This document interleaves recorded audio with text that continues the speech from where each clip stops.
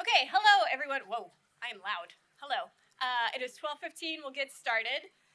Good morning and welcome to the first ever Supply Side Connect New Jersey. I hope you guys are having a good show so far. I'm Cassie Smith. I'm the Senior Editorial Content Director of Supply Side. I'm very excited for this panel. This is something new we've never really tried before. We're having a sort of topic-less panel, and it's just experts and you guys. My goal for this session is to not have to ask questions. It's really for you all. So if you have access to, and I'll get to who these people are. I didn't just pick them up off the street. First, we have Mario Tarico. He's a senior associate at Arndt Fox Schiff. He is an expert in tariffs. Timely. And Alex Belknap is next. He's a managing partner at Fracture. Alex is here and can help particularly with manufacturing and scaling. And then we have Larissa Pavlik. She's the regulatory program manager at our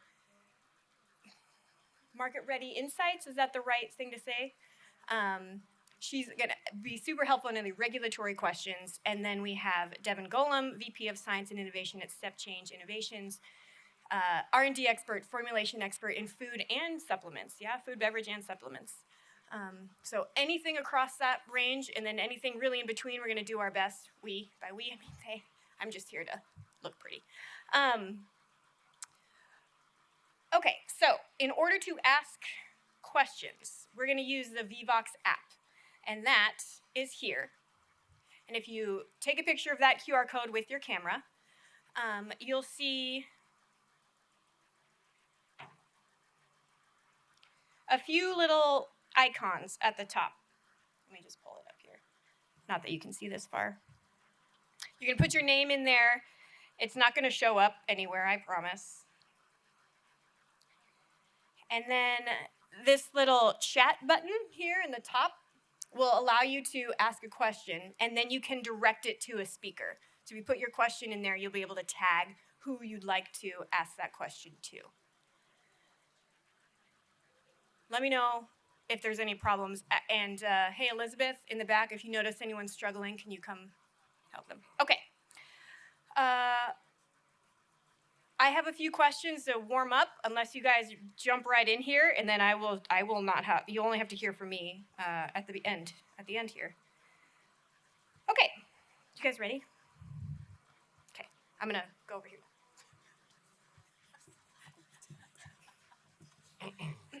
I need this.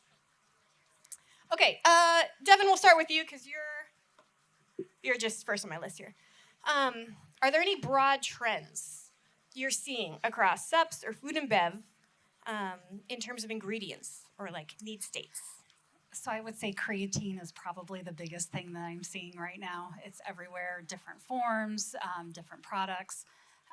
It's just getting a lot of attention because of all the different need states that it hits, and it's not just for sports nutrition and active nutrition anymore. The other trend that I really see big is cognition, and especially as it relates to the gut-brain axis. Seeing a lot more probiotics, prebiotics, postbiotics that interact with our gut microbiome to help either with mood or with cognitive health and focus and memory and things like that. So it's an exciting time. It is for creatine. Came right out of the gym. Okay, Mario. We're gonna just jump right in here. Again, please feel free to ask your questions. I don't want to do it all. I'm already sweaty. Okay, Mario. So in the regulatory session right before this one, we talked about tariffs, and there wasn't like a hard. This is the havoc, or these are the good things. This is what's happening in the industry because of tariffs. Is there anything? What have you seen? Well, it's a great question, and I think we've entered a new era where tariffs is central to this administration's policymaking, and tariffs is not going away. And we saw that with the first Trump administration when he imposed the 232 tariffs, the Section 301 on China, and then the Biden administration doubling down on those tariffs. And now we see the Trump administration saying, well, you legitimize these tariffs. Now it's central to our policy making. And within the last 60 days, we saw a plethora of tariffs ranging from increases to Section 301 duties, Section 232 duties on steel and aluminum, removing all of those exemptions that existed. Now we see the reciprocal tariffs that were issued last week, and there's tons of questions, right? Am I eligible for duty drawback? What does this mean for my bottom line moving forward? Will the administration change the tariff rates? And day by day we're monitoring, but I wish I had a clear answer. But as an attorney, I'm just reacting at this point. And of course, there's tariff mitigation strategies that we can talk about today, but it's an interesting time to be a trade attorney. Yeah, I bet. A lot of late nights, I'm sure. This question, I'm just going to kind of, I guess I'll ask you, Mar. This is from the audience. Thank you. Is the new administration good for the sup industry or no? Or is it complicated? Or do we even know the answer to that yet? I think the tariffs are, and these are my personal views. Yes. I think the tariffs can be well intended, especially when we want to export to other markets that have a lot of market access barriers. However, I think there's a misunderstanding of the ripple effects that tariffs can have, especially on the U.S. consumers, especially on downstream manufacturers in the U.S. We're not able to produce everything here.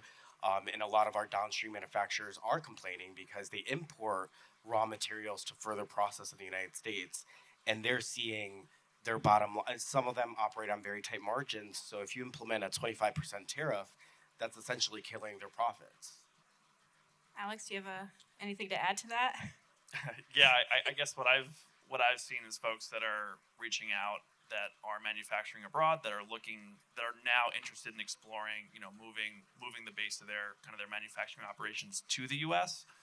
I guess as Mario says, what are the downstream effects of all this? It's hard to say, but it does look like the subtext is bringing manufacturing or increasing the amount of manufacturing in the U.S. and so maybe there's some positive byproduct of that, but it hasn't played out yet. Of course, It's going to take a few years, I think. I think so. Instead of tomorrow. Yeah. Lurs, anything to add to this from your perspective? Yes. If we look at the ingredients for the supplement market, there are so many letter vitamins that are not available in the United States. We simply don't manufacture them. And this is not going to be an easy process to convert them to the United States. So how long will that supply chain be impacted, and what will I was former FDA, so I look at it from what could be the potential for adulteration in that gap of how long will it take to have that available in the U.S. A lot of the tariffs, of course, have allowed the exemptions for the vitamins. Some of the letter vitamins, strangely missing in the list, is D, but further down in the list it says other vitamins, so maybe that won't be a challenge. But I think there's going to be a lot of impact based on the ingredient availability and what is the disruption that we'll see in the supply chain related to those ingredients. And then botanicals, we've heard mixed messages of where do botanicals land. How about creatine? Well, we said creatine, but glucosamine, chondroitin, some of those studied NIH ingredients, I haven't seen those on the list, but I think some of the trade associations are talking about working Adding with that them. list. Yeah. Trying to add them. Thank you. Keep your questions coming, friends. You're doing great. I would add to that Yes, too. please. So bringing manufacturing is not if there's excess capacity that can be turned on fairly quickly, but if you're bringing on new plants online, that's 18 to 24 months to design, build, procure, get something up and running. So there needs to just be, I think, consistency and clarity in what are the guidelines. I think that's part of why everything's in flux right now. So it just takes time to build that capacity and turn it on, basically. If I Yeah, can- Devin. Sorry. You may. So I think of things obviously more from the formulation and the ingredient side of things, and I think it's a bit of a mixed bag. So a lot of this is my personal views, but so with RFK, he has some non-traditional views, which actually could be good and could promote a lot of the different ingredients that we have in supplements. But on the flip side, there's talk about getting rid of self-affirmed grass. So if we're gutting the FDA and not having as many people to process grass notifications and review these ingredients, and we do away with self-affirmed grass, that could add to a backlog and potentially slow down innovation. There's some thought that that will happen. It's very unlikely. A lot of people say that they're more versed in this than I am, say that it's unlikely that the grass loophole is going to go away anytime soon because it would take an act of Congress. But I think we can all agree that a lot of things have been done lately going around the normal checks and balances. So that's just something to keep an eye on.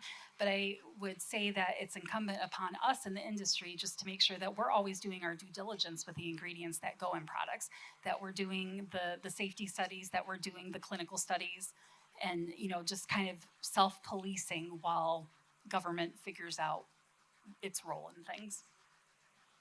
That's good. I'm going to stay with you. Audience question. What specific ingredients for the gut/mind nutrition space would you predict growth for? And what could you see perhaps less demand for? I definitely think we're going to see more postbiotics in general, and also for the gut-brain connection.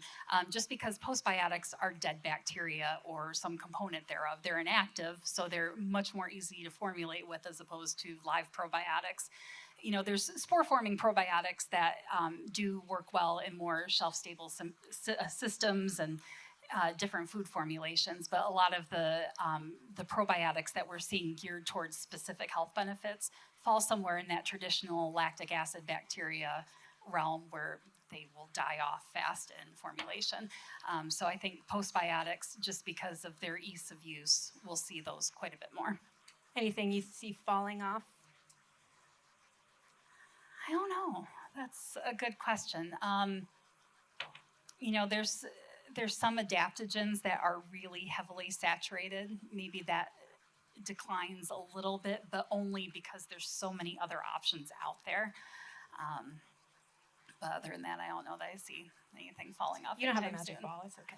I mean, nobody really seems to care about fiber anymore, so. I thought fiber was like Probably having going a away. moment. Sad for fiber. I know, but there's prebiotics and things that you can have in smaller quantities. I mean, we still should have fiber. There's still so much of the population that is not getting enough fiber that they need, but we have, like, if you've seen the blue poo walking around, if you haven't, go look at it. It's great. His name is peristalsis. I can explain that at the networking session if you want. But that's promoting an ingredient that's, I think, only 500 milligrams in size. So that's infinitely easier to formulate into a wide variety of things as opposed to, the 28 grams of fiber we're supposed to have a day. Wonderful. Larissa, I think this is for you. How has Amazon's COA requirements affected the industry? Yeah. Amazon CFA requirements. Amazon is evolving very quickly, has always done so since they introduced their dietary supplement program. Worked with them directly in understanding kind of what the industry was, what they were looking for. CFA requirements has created a lot of challenges for most of the industry. And if we talk about C of A's and specifications, actually specifications being the step before that, we have to make sure that the industry understands what a specification is from the regulatory perspective, which means their identity, purity, strength, composition, limits for potential contaminants. That should be building into the C of A. So the challenge we have when we talk about Amazon in general is that there's AI systems usually managing these submissions. A lot of the companies that we've worked with have a challenge getting through that process just because of the AI limitations in reading C of A's and missing information. And then, of course, they've introduced the laboratory lists that they'll accept them from. Also some challenging. There's some very good labs out there that are not on the Amazon list, and I think that should be reconsidered, but Amazon's a challenging company to interact with. It's an ever-changing staff, and it's difficult to find the point of contact to have those discussions with. Interesting. Anything to add there, fellas? Back to you, Larissa, another question from the audience. Can you give us, if you have any contacts in the FDA, what's going on there right now? What's the good, the bad, the ugly? Can you tell us anything? It's sad. I was at the FDA for 8 years as an investigator. So talking with my friends that are still on the inside, as we said, it's a it was always a difficult place to work. I'm going to be really honest. I mean, we had an internal saying that you couldn't have the 3 Ps: people, pets, and plants that counted on you. We were on the road by definition 50% of the time, but during outbreak season, we would be on the road 70% of the time. It's a hard job. I mean, you really live out of a suitcase. I used to joke that my best friend was my rolling suitcase, and it's hard. So they're having a real internal struggle right now. When we're talking about it at the investigator level, they're struggling because they're being offered chances to leave because of this downgrading of staffing. So they were offered $25,000 and 8 weeks paid if they wanted to sign the separation agreements. Those that chose not to take that, because if you get to 20 years, you have a pretty adequate retirement package. Now they're waiting to see if they're going to have a job. Of course, the first exodus was when they got rid of the 18 months and under anyone on probationary status. So that means if you were a new hire or if you had been promoted into a new position, they went first. It's a very difficult place to work. And when we're talking up higher in the ranks, I think the tension is still just as great. Morale is terrible. I mean, instability in any position is hard, and it's emotional. So I think it's difficult. And then let's be real. Industry, industry's great. I've been on both sides. I've been 30 years in the industry, so I see it from both perspectives. But when I was an investigator, I didn't have one person say, "Hey, I'm so glad you're here today." I mean, it's a hard place to work. I mean, I was classified as pro-industry. It's a hard place to work. So I think be kind when you're working with the FDA. I mean, they're doing their best. It's internally a very broken system. And I was told my first year that the hardest part of working for FDA is knowing you can't change anything. And I'll leave with, we had carbon paper in the supply room. So I was like, really? So think through some of the systems that might need some poor upgrade. people using carbon paper. Alex, I'm going to ask you a question here. What do brands often get wrong about what it takes to scale up? I think that, I think having a great idea is one thing, but the execution is definitely another. And if you're innovating and you're developing a product and you're looking to bring it to market, just having some plan for, I guess, for kind of how is this going to be sustainable long term? How are you going to have any chance at a positive margin on the product? So it's easy to kind of lose sight of that early on because you think you have some cool product and everyone around you loves it and it may be really, really unique and special. But thinking about how is this going to be manufactured? Who are we going to source the ingredients from? How are we going to distribute this? Like, just there's all these different elements that go into manufacturing a product that can really ultimately like curtail the success. We worked with a client a couple of years ago that had a very innovative kind of like non-coffee coffee product that had it was fermented and had their own kind of custom blend that was roasted, and then they would brew, and then they would turn this into this like really delicious kind of canned coffee drink. But when you have 3 separate manufacturing partners, each with their own kind of supply chain components and then cold chain logistics, and these kind of steps just kind of it's cumulative in terms of how it impacts the your cost of goods sold. And like there was no real path to making that profitable, even if it scaled to to be on par with a Starbucks level of distribution. There was just no real path. So they ultimately had to retool everything and reimagine what their product was going to be and simplify things, because that was the only once their kind of venture funding ran dry, there was really no path to raising again and kind of keeping that runway going. Can you give me a percentage? And maybe this is an unfair question, and I'm sorry if anyone has a new product. I don't mean to ruin the vibe. How many brands or businesses or whatever, your clients, would you say come to you and like their idea is just like it just dies on the vine because they can't make it a reality? You can lie. 100%. It all works. What I would say, I guess what we try to do, like a lot of our projects are kind of this multi-phased engagement where the first phase is due diligence and preliminary engineering and supply chain development, and hopefully we can lay out the path then, or identify that hey, this thing isn't gonna work, and we've definitely killed projects for ourselves because that phase one work stream did not yield the results that we needed. I don't know. I'm not sure I could put a percentage on it, but it's hard, right? Food is low margins, and that barrier to entry is really tough, and there's a lot of competition in stores. So most companies don't make it. So you have to differentiate yourself in some way, not just from having a good product, but having it be a viable business as well. Good answer. Mario, we'll go back to you here. This is from the audience. Do we view tariffs as good, possibly long term?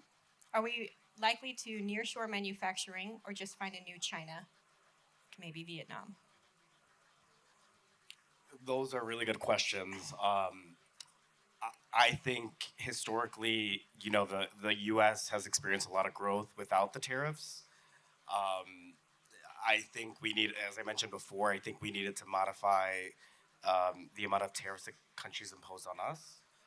So definitely, those conversations are welcome and welcome market access, but they could be good and bad, right? And so I'll give you an example. With the 2018 tariffs on steel and aluminum, there's a lot of protection given to the domestic industry, and you would think that they would expand their capacity, expand manufacturing facilities here, and what we saw is the complete opposite. There was not the expansion that was expected, at least from downstream manufacturers.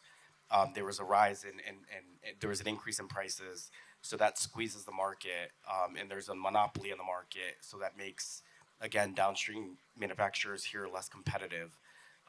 So, if certainly we need to address, I think, China, because China's always been kind of a looming threat.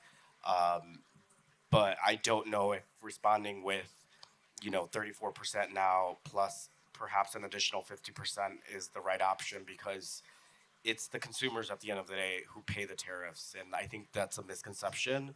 It's the importer of record, U.S. companies, that are paying those duties. It's not the foreign manufacturers. It's not people from outside. It's the U.S. importer of record. And that a lot of companies are not absorbing those costs, and they're passed on to the consumer here in the U.S. So that's important to recognize. So while it could be a great tool, it could also be very dangerous, in my opinion. That's a good opinion. Their second part was, do we find a new China? Like Vietnam, do we find a new China? Well, it's interesting because, during the first Trump presidency, the administration said move away from China with the 301 duties, and a lot of companies did exactly that. They moved a lot of their supply chains away from China in response to U.S. trade policy at the moment. And now with the reciprocal tariffs, they're saying we invested millions of dollars in Vietnam, Cambodia, in response to what the Trump administration was saying, and now we're confronted with all these additional tariffs from those exact same countries. So, it's really hard, I think, to navigate when the messaging is not clear. Is it China or is it the whole world, Right.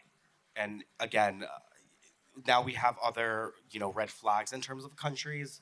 If you would have asked me like 2 years ago, Mexico and Canada would have never been a supply chain risk for me.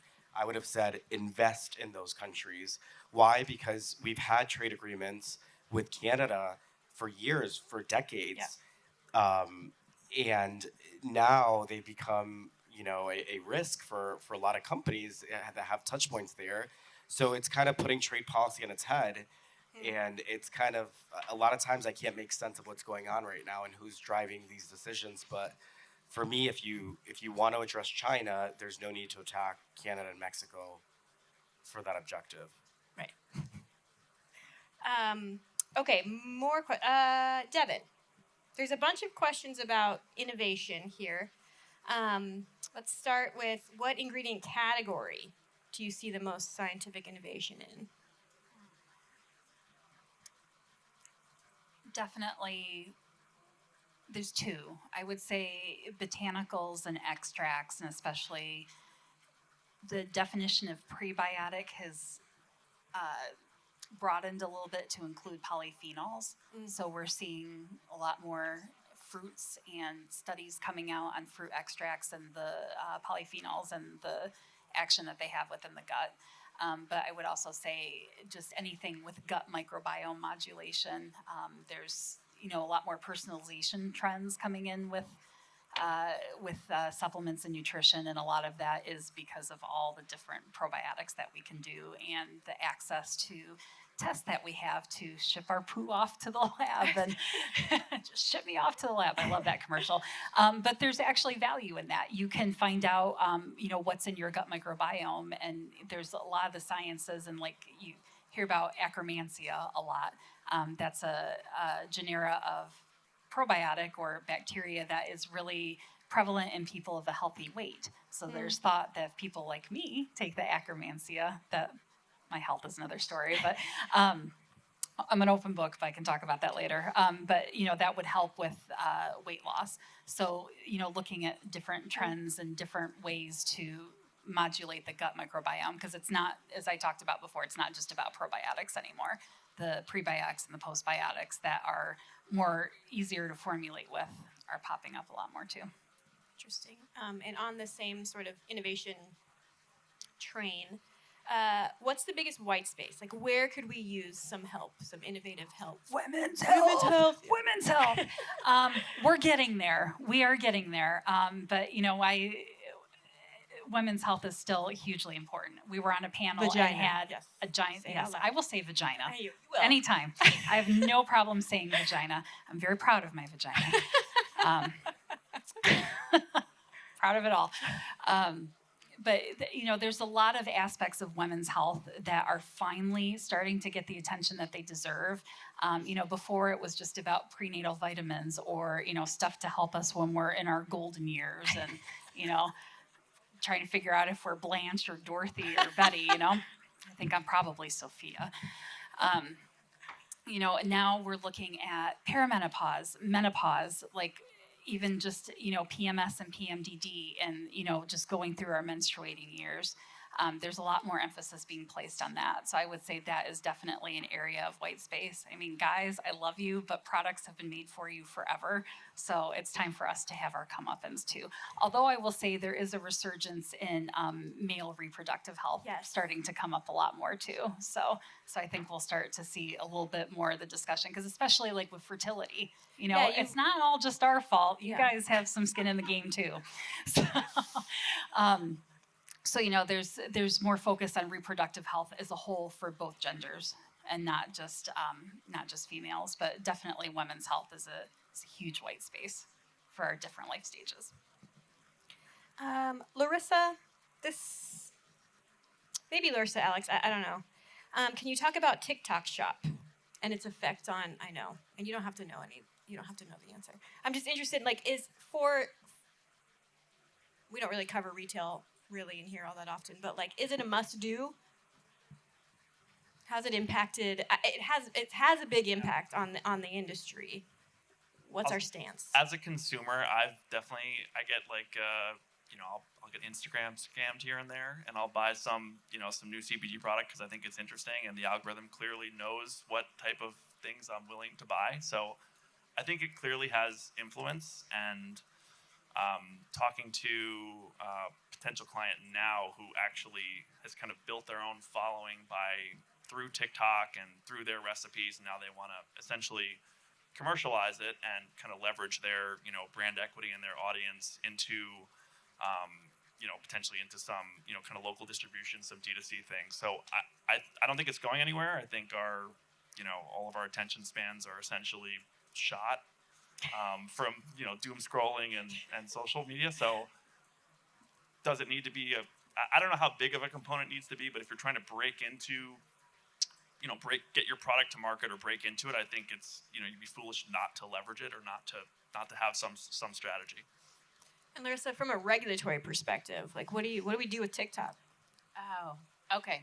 So this is a little difficult for me. I don't use TikTok.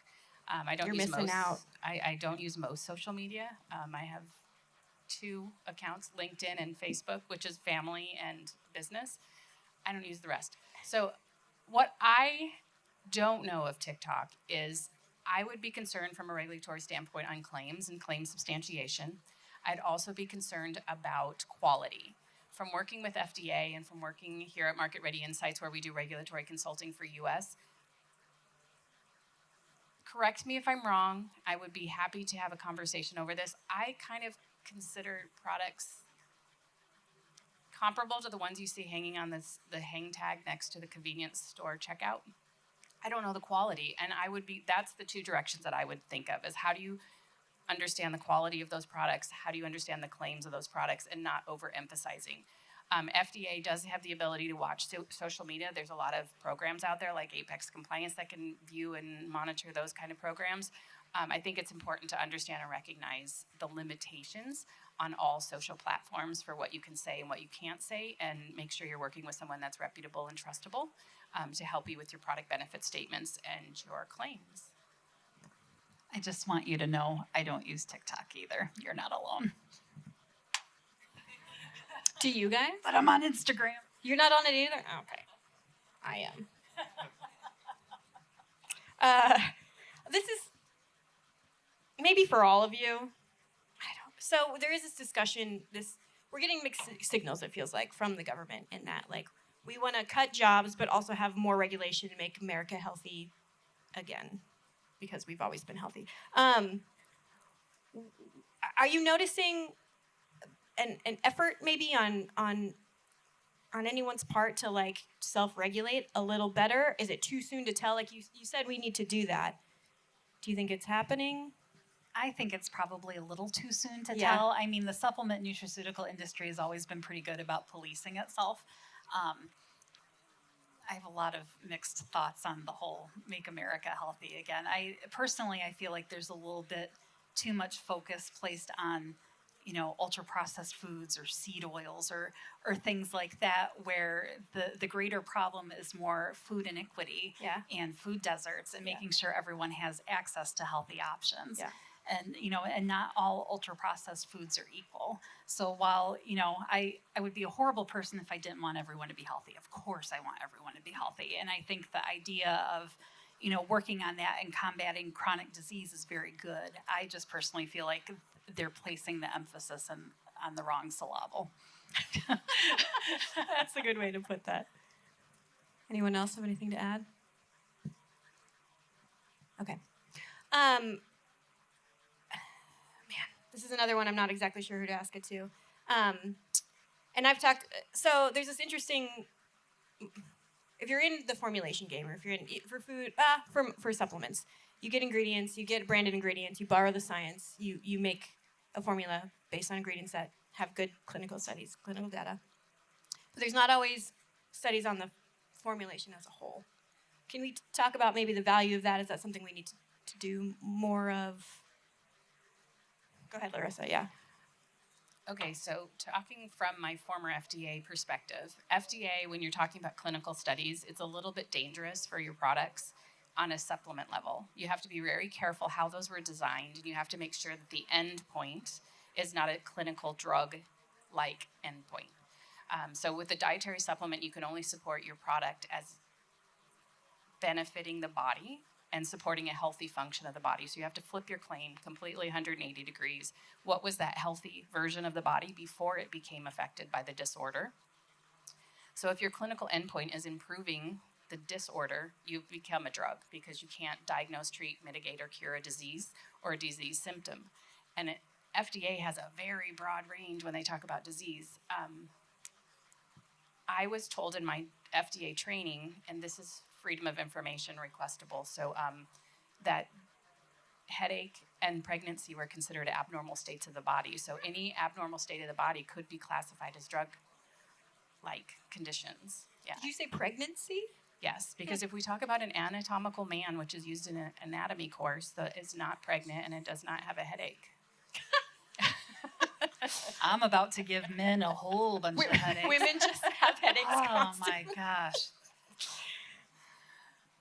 Now, I would say, building off of what you said, like when you're using science-backed branded ingredients in supplement formulations, if you haven't done studies on the finished product, be very careful to tie that claim to the specific ingredient, which as an ingredient manufacturer is great if your clients do, because then you're building, credibility for your brand as a whole. But if you are a manufacturer or a CPG and you're really invested in your brand, go do the clinical trials on that too, and that will definitely help with with promoting your finished product. But, you know, if the science is there on the ingredients that you're using, don't hesitate to leverage it. Just be very, you know, at my work, we're very conservative with our claims, you know, like help support, you know, soft language, you know, not like, oh, it's going to boost your cognition by 150%. No. In 30 Helps- minutes. Yeah. There- help Einstein support can memory, suck it. you know. So yeah, and also I've heard that hangover is a disease state too. So yeah, so be careful about those Dehydration. hangover cures. Yes, it's hydration. Alex and Mario. Another question from the audience. You guys are doing so good. Keep them coming. We have 9 more minutes to fill. I know you have it in you. Oh, there's 2. One just came in. You guys are awesome. Okay. With the new tariffs implemented, what's the best approach or response for manufacturers to brands about potential cost increase? So that's a really good question. I think there's different tariff mitigation strategies. It's like I said before, it was pretty predictable, I think, during the first Trump presidency, just because we knew China was kind of the bad guy and move away from China and let's analyze the supply chain to see if you could claim, for example, Vietnam as your country of origin to lessen those duties. I think now that we saw kind of the reciprocal tariffs play out, and we know more or less that they're probably gonna be here to stay, at least at a 10% range. I think we can start, because just to clarify, so there's a group of countries that will be at the 10% baseline tariffs, and then there's a list of like 83 countries that are going to be subject to higher reciprocal tariffs.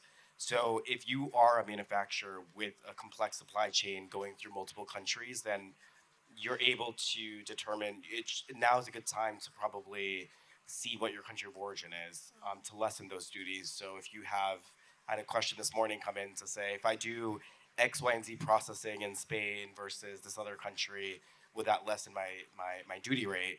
So those kind of assessments are going to be more important now, just because you could potentially face 10% or 25%, and those margins are really important right now. Anything to add? Yeah, and I would just use this as an opportunity to essentially do a health check or inventory of your supply chain end to end, and just make sure you know where everything's coming from, what is it costing, what alternate suppliers have you identified or can you identify that can potentially mitigate those costs.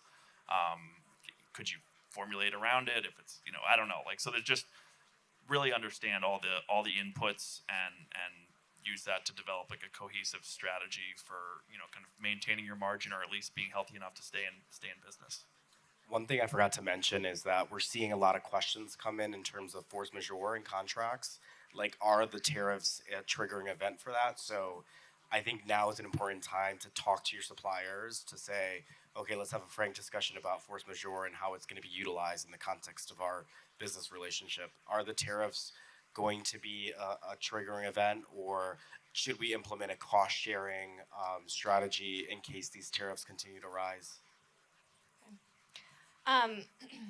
We have 6 minutes, so let's each of you get a minute to say maybe what's the biggest takeaway for people they can like take from this discussion and bring with them to work tomorrow or next week. Larissa, we'll start with you. All right.